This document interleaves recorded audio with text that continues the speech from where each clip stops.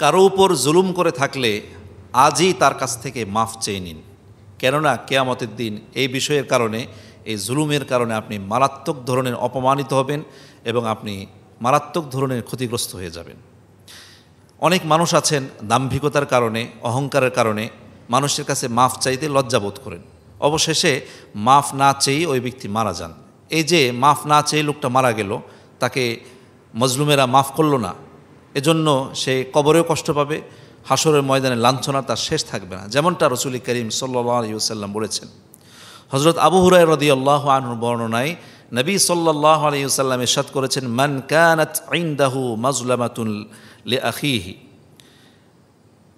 যার কাছে কোনো ব্যক্তি জুলুমের শিকার হয়ে থাকে, মিন ইরদিহি আও মিন শাইইন, তার মান সম্মান অথবা অন্য যে কোনো বিষয়ে কেউ যদি অত্যাচারিত হয়ে থাকে, যাকে অত্যাচার করা হয়েছে, ফালইয়াতাহাল্লালহু মিনহুল ইয়াওমা ক্বাবলা আল্লা ইয়াকুনু দিনারুন ওয়ালা দিরহাম, সেই দিন আসার আগেই তার কাছ থেকে মাফ চেয়ে নাও, যেদিন কোনো দিনার থাকবে না, দিরহাম থাকবে না। অর্থাৎ নবীজি বলতেছেন যে কেউ যদি কারো প্রতি জুলুম করে থাকে, কারো সম্মান হানি করে থাকে, কাউকে অসম্মানিত করে থাকে, অথবা কাউকে যদি কষ্ট দিয়ে থাকে, অথবা যে কোনো ক্ষতি করে থাকে, তাহলে সেই দিন আসার আগে আজকেই তুমি মাফ চেয়ে নাও, যেদিন কোনো দিরহাম থাকবে না, কোনো টাকা পয়সার লেনদেন থাকবে না, যে এই অত্যাচারের বিনিময়ে কিছু মুচলেকা দিয়ে অথবা মুক্তিপণ দিয়ে মুক্তি পেয়ে যাবে, ওই দিন আসার আগে আজকে তুমি মাফ চেয়ে নাও।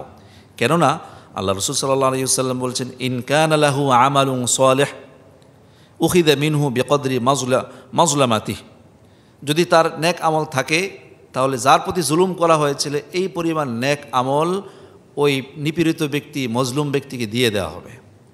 ওয়া ইল্লাম ইয়াকুন লাহু হাসানাত, আর যদি ওই ব্যক্তির নেক না থাকে তাহলে উখিযা মিন সাইয়্যাতি সাহিবিহি ফাহুমিলা আলাইহি, রাওয়াহুল বুখারী, যার প্রতি জুলুম করা হয়েছিল ওই ব্যক্তির গুনাহগুলো এই ব্যক্তির মাথায় আল্লাহ তাআলা চাপিয়ে দিবেন, ফলে এই ব্যক্তি জাহান্নামে যাবে।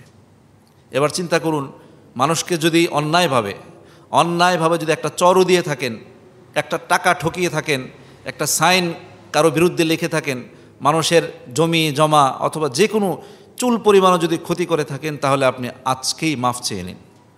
যদি ওই ব্যক্তি মারা গিয়ে থাকে, তার বংশধর আহলে আওয়াল যারা, তাদের কাছ থেকে মাফ চেয়ে নিন। যদি অনেক খোঁজাখুঁজির পরেও ওই ব্যক্তিকে আপনি না পান, তার বংশধরকেও না পান, তাহলে তার জন্য আল্লাহর ওয়াস্তে কিছু সদকা করে দিন এবং তার জন্য আল্লাহ তাআলার কাছে মাফ চান, নিজের জন্য মাফ চান। কখনোই এমনটা যেন আমাদের না হয়, আপনি আমাদের সবার, যে কিয়ামতের দিন আমাদের নেক কাজগুলো মানুষেরা নিয়ে যাবে।